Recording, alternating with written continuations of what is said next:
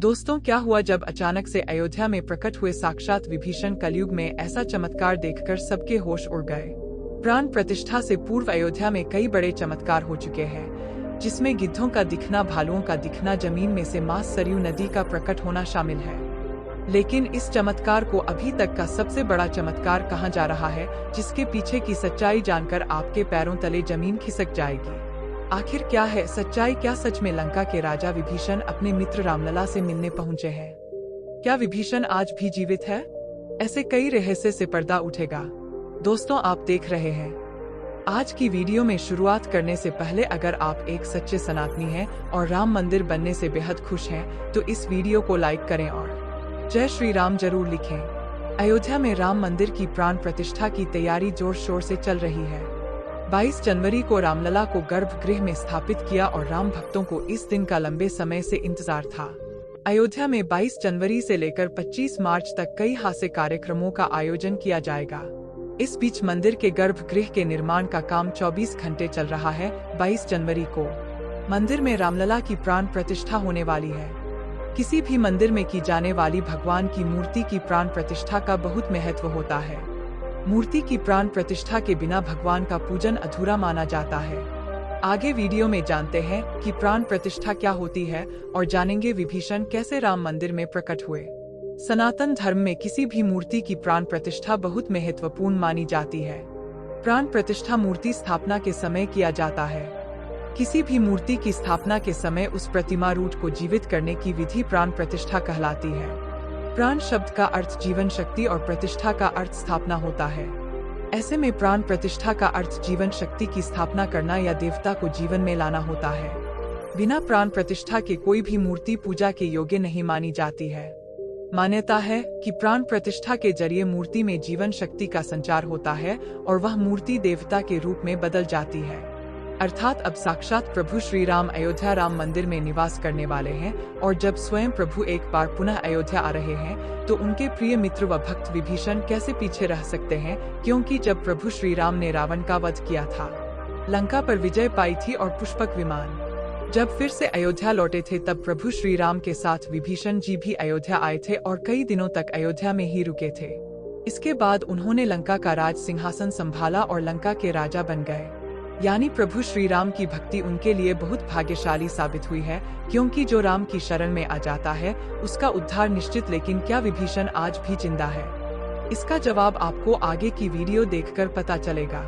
हिंदू धर्म की पौराणिक कथाओं के अनुसार माना जाता है 8 महान विभूतियां आज भी सशरीर जीवित हैं, जिनमें से कुछ रामायण काल के हैं, तो कुछ महाभारत काल के तथा कुछ विभूतियां उससे भी पहले के काल से। आज तक पौराणिक मान्यता के अनुसार विभीषण, अश्वत्थामा बलि, वेदव्यास, हनुमान जी, कृपाचार्य, भगवान परशुराम और मार्कंडेय आरसी चेक। चिरंजीवी का अर्थ होता है जो सृष्टि के अंत तक जीवित रहे और जिसकी उम्र भी न बने, और विभीषण भी इन्हीं चिरंजीवियों में से एक है, जो आज भी इस धरती पर मौजूद है और अनंत काल तक जीवित रहेंगे। लेकिन यह वरदान आखिर उन्हें किसने दिया, यह बड़ा जानने का विषय है।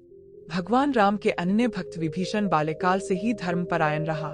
अपने बड़े भाई रावण के धर्म विरुद्ध कार्यों का विरोध भी उन्होंने युद्ध में भी धर्म का पालन करते हुए भगवान राम का साथ दिया।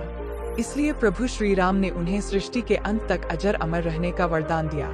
जब कलयुग का अंत होगा, उस समय भगवान विष्णु एक बार फिर से अवतार लेंगे, जिसका नाम कल्कि होगा। तब यह 8वां चिरंजीवी भगवान कल्कि का साथ देंगे और फिर से सतयुग की स्थापना करेंगे। इसका मतलब यही निकलता है कि विभीषण आज भी जीवित है। लेकिन आखिर प्राण प्रतिष्ठा से पहले उन्हें राम मंदिर में उन्हें कब और कैसे देखा गया?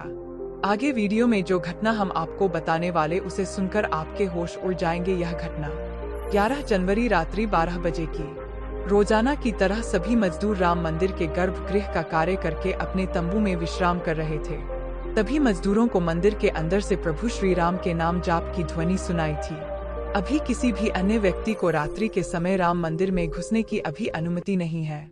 तब उन्हें ऐसा लगा कि शायद किसी आसपास के मंदिर द्वारा उन्हें थोड़ी सुनाई दे रही होगी, तो सभी मजदूर रात्रि में वापस सो गए। लेकिन सुभाष नाम के एक मजदूर को लगातार यह बात खटक रही थी। उसे वह आवाज राम मंदिर से ही आती प्रतीत हो रही थी, तो उसके मन में जानने की उत्सुकता हुई, आखिर इतनी राम मंदिर के अंदर राम नाम का जाप कौन कर रहा है? उसने अपने साथियों को उठाना चाहा लेकिन सभी गहरी नींद में थे। तब सुभाष अकेले ही राम मंदिर परिसर में पहुंचा। वे काफी महीनों से राम मंदिर के निर्माण कार्य का हिस्सा था। उसे राम मंदिर का एक एक दरवाजा, एक एक कोना अच्छी तरह से पता था। जब उसने राम मंदिर के गर्भगृह में झांक कर देखा तो वहां पर एक बहुत ही दिव्य पुरुष, जिनके अंदर से काफी तेज प्रकट हो रहा था, वह अपने हाथों में माला लिए राम नाम का जाप कर रहे थे। ऐसा लग रहा था मानो के काफी दिव्य पुरुष हों और किसी पौराणिक समय से आए। उनके बैठने का तरीका और उनका अंदाज राजाओं की तरह मालूम पड़ी। दीदी हट रहा था। सुभाष यह नजारा देखकर दंग रह गया।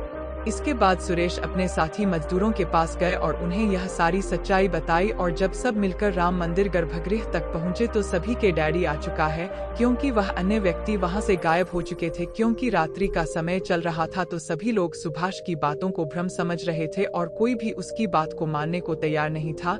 लेकिन सुभाष जानता था उसने जो देखा है वह बहुत बड़ा चमत्कार है। लेकिन उसके मन में एक ही सवाल था कि रात्रि 12 बजे राम मंदिर में राम नाम का जाप करते हैं वह दिव्य पुरुष आसिफ थे। कौन? क्योंकि आज के समय में किसी भी पुरुष के अंदर कितना तेज नहीं हो सकता। उनका संबंध पौराणिक काल से ही हो सकता है। और अगर रामायण काल की बात करें तो दो ही शख्सियत है जिनके होने का दावा आज भी कलयुग में कहा जाता है। पहले हैं हनुमान जी और दूसरे हैं विभीषण। तो पूरी संभावना यही है कि सुभाष ने राम मंदिर में रात्रि के समय जिस महापुरुष को देखा था राजा विभीषण हो सकते हैं। क्योंकि रात्रि के समय जिस महापुरुष को देखा था वह राजा विभीषण हो सकते हैं, क्योंकि वह आज भी धरती पर जीवित है और 8 चिरंजीवियों में से एक है। ऐसे दिव्य मौके पर राम मंदिर में कई चमत्कार लगातार हो रहे हैं। जहाँ कहीं दिव्य शक्तियाँ भी राम भगवान के स्वागत के लिए अयोध्या आ पहुंची है। राम मंदिर के उद्घाटन की तैयारी अंतिम चरण में है। इस बीच एक और जहां श्री राम जन्मभूमि तीर्थ क्षेत्र ट्रस्ट लगातार तैयारी की जानकारी साझा कर रहा है, वहीं राम मंदिर के इस महायज्ञ में देश का हर राम भक्त अपनी आहुति अर्पित कर रहा है। आने वाली 22 तारीख के मौके पर कई संत महात्मा और जिन भक्तों ने राम मंदिर के लिए संघर्ष किया वह सभी अयोध्या पहुंचेंगे। न केवल 22 जनवरी को बल्कि 12 जनवरी से ही मेहमानों का अयोध्या जाने का सिलसिला शुरू हो जाएगा। राम नगरी में 11,000 से ज्यादा VIP मेहमानों के सागर की तैयारी की जा रही है। एक समय था जब यही अयोध्या में रामलला टेंट में विराजमान थे। आज पक्का घर सिर्फ रामलला को ही नहीं बल्कि पक्का घर देश के 4 करोड़ गरीबों को भी मिला। रामायण के समय में अयोध्या को स्वर्ग कहा जाता था। देवता इस स्वर्णिम नगरी कहते थे क्योंकि यह नगर चारों तरफ से हर प्रकार की सुविधा से युक्त था। लेकिन जब मुगल आक्रांताओं ने भारत पर आक्रमण किया तो पूरे अयोध्या नगर को उजाड़ कर रख दिया। मंदिर के ध्वस्त होने के बाद कई सालों तक है यह भूमि वीरान रही और किसी भी हिंदू सनातनी को इस क्षेत्र में आने की अनुमति तक नहीं थी। लेकिन तूने प्रभु श्री राम जी की कृपा हुई। यहाँ श्री राम का भव्य मंदिर बनने के बाद यहाँ आने वाले लोगों की संख्या में बहुत बड़ी वृद्धि होगी। इसे ध्यान में रखते हुए सरकार ने अयोध्या में हजारों करोड़ों रुपए के विकास कार्य किया है। राम मंदिर की प्राण प्रतिष्ठा से पहले प्रधानमंत्री मोदी ने अयोध्या में अलग अलग विकास कार्यों का उद्घाटन किया और महर्षि वाल्मीकि इंटरनेशनल एयरपोर्ट अयोध्या धाम भी लोगों को तोहफे में दिया। इस एयरपोर्ट को पूरी तरह से भगवान राम से जोड़ा गया है, जिसकी दीवारों पर भी आपको श्री राम से जुड़ी सजावट देखने को मिले। टूट के अंदर घुसते ही हमेशा लगता है हम फिर से रामायण काल में आ गए हो। आपको बता दें कि इस एयरपोर्ट को 20 महीने के रिकॉर्ड समय में तैयार किया गया है। उत्तर प्रदेश सरकार की ओर से अयोध्या एयरपोर्ट के लिए 821 एकड़ भूमि मुहैया कराई गई थी। 14 साल का वनवास पूरा करके और रावण का वध करके जब भगवान श्री राम पुणे अयोध्या पहुंचे थे तो अयोध्या के घर घर में दिवाली मनाई गई थी। हर घर में दीपक प्रज्वलित किए गए थे। जब अब पुनः प्रभु श्री राम अपने धाम को लौटने वाले हैं तो हम 140 करोड़ देशवासी आखिर कैसे पीछे रह सकते हैं। अयोध्या में विवादित स्थल पर 500 साल बाद प्रभु श्री राम के मंदिर निर्माण और श्री राम लला की स्थापना के जश्न में 22 जनवरी को सिर्फ देश ही नहीं बल्कि पूरी दुनिया दिवाली की रोशनी से जगमग होगी। अयोध्या से PM मोदी ने देश के सभी 140 करोड़ लोगों से 22 जनवरी के दिन अपने घरों को श्री राम ज्योति नामक दीपक की रोशनी से अपने घरों को जगमग करने का आह्वान किया है। प्रधानमंत्री ने लोगों से हाथ जोड़कर यह प्रार्थना की है कि सभी देशवासी प्रभु श्री राम लला की अयोध्या वापसी के जश्न में अपने घरों को दिए से जगमग कर दें या नहीं। पूरे देश में इस बार 22 जनवरी को ऊर्जा, आशा, आकांक्षा और उम्मीद जोश से भरपूर एक नई दिवाली देखने को मिलेगी। दिवाली सिर्फ देश ही नहीं बल्कि दुनिया के उन तमाम देशों में भी मनाई जाएगी जहां भारतीय लोग बसे हैं। इसी बीच अब राम मंदिर प्राण प्रतिष्ठा से पहले रामलला के भक्तों के लिए एक और बड़ी खुशखबरी है। दरअसल अब रामलला के गर्भगृह का मुख्य द्वार सोने से बनाया गया है, जो मंदिर के मुख्य द्वार के तौर पर था। राम मंदिर में सोने के दरवाजे की कुछ खासियत भी है। बता दें कि रामलला के गर्भगृह में लगाए गए सोने के दरवाजे पर खूबसूरत नक्काशी की गई है। मंदिर के भूतल पर ऐसे 14 दरवाजे लगने वाले हैं। लेकिन दोस्तों, जब हम राम मंदिर को बनता हुआ देखते हैं तो हमें बड़ा गर्व होता है कि हम राम मंदिर को अपनी आंखों से बनता हुआ देख रहे हैं। हमें उस स्थान पर राम मंदिर के अंदर जाने का मौका भी मिलने वाला है।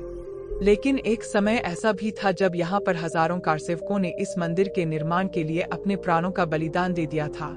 1528 ईस्वी में राम मंदिर को बाबर के आदेश से उसके सेनापति मीर बाकी ने गिराकर वहाँ एक मस्जिद बना दी। इसके बाद से हिंदू समाज एक दिन भी चुप नहीं बैठा। वह लगातार इस स्थान को पाने के लिए संघर्ष करता रहा। 23 दिसंबर 1939 को हिंदुओं ने वहां रामलला की मूर्ति स्थापित कर पूजन एवं अखंड कीर्तन शुरू कर दिया। विश्व हिंदू परिषद द्वारा इस विषय को अपने हाथ में लेने से पूर्व तथा केंद्र बार श्री राम जन्मभूमि मुक्त कराने के प्रयास किए हिंदुओं ने की है, जिसमें देश के हर भाग से हजारों नर नारियों का बलिदान हुआ, पर पूर्ण सफलता उन्हें कभी नहीं मिल पाए। तो नवंबर 1990 को तत्कालीन मुख्यमंत्री मुलायम सिंह यादव की सरकार में कारसेवकों पर पुलिस ने बर्बरता पूर्वक गोलियां चलाई थी, जो कि सच में एक निंदनीय घटना है। उस समय अयोध्या के वासुदेव गुप्त, राजेंद्र धड़का, रमेश पांडे और कुलका दोनों कोठारी बंधुओं सहित अनेक कार्य सेवा किस में शहीद हो गए थे। नीचे कमेंट बॉक्स में आप इन्हें श्रद्धांजलि जरूर दें। लेकिन दोस्तों, कहते हैं जो सच होता है वह स्प्रिंग की तरह होता है। उसे जितना दबाया जाए वह उतना ही तेज गति के साथ ऊपर आता है। 9 नवंबर 2019 का दिन सुनहरे अक्षरों में दर्ज किया गया, जब सुप्रीम कोर्ट के 5 जजों वाली बेंच ने ऐतिहासिक फैसला सुनाया और विवादित जमीन पक्ष को मिली। और अब 22 जनवरी 2024 को राम मंदिर के अंदर रामलाल की प्राण प्रतिष्ठा होने वाली है। इस प्राण प्रतिष्ठा के भव्य समारोह में देश विदेश की 11,000 हस्तियों का आमंत्रण दिया गया है। लेकिन दोस्तों, कुछ राजनीतिक दलों ने राम मंदिर के इस भव्य समारोह में आने का न्योता ठुकरा दिया है। इसके संदर्भ में देशवासियों का कहना है कि दुनिया में देवता और राक्षस दोनों प्रकार के लोग रहते हैं। देवता मंदिर में प्रवेश कर सकते हैं, लेकिन रक्षा मंदिर के अंदर नहीं जाते। जो राजनीतिक दल मंदिर की प्राण प्रतिष्ठा में आने से मना कर रहे हैं, इन्हें राक्षसों के साथ जोड़कर देखना गलत नहीं होगा। जल्द ही राम मंदिर आम जनता के लिए भी खोल दिया जाएगा। राम मंदिर की भव्यता लोगों के मन में राम मंदिर को लेकर के उत्साह और साथ ही साथ अयोध्या शहर का विस्तार उन सभी बलिदानों की आग को शांति प्रदान करेगा और देश के प्रगति में भी जरूर सहयोग करेगा। हम दोस्तों आशा करते हैं कि आज की वीडियो के माध्यम से आप राम मंदिर को और उसके इतिहास को करीब से जान पाएंगे। सभी हमेशा करते आज की वीडियो आपको पसंद आई होगी। लाइक जरूर करें और कमेंट बॉक्स में सभी कारसेवकों के बलिदान के प्रतीक हैं आप श्रद्धांजलि जरूर दें। साथ ही साथ कमेंट बॉक्स में कुछ सेक्युलर हिंदुओं के लिए अपनी राय जरूर रखें, जिन्होंने राम मंदिर प्राण प्रतिष्ठा समारोह में आने का न्योता ठुकरा दिया है।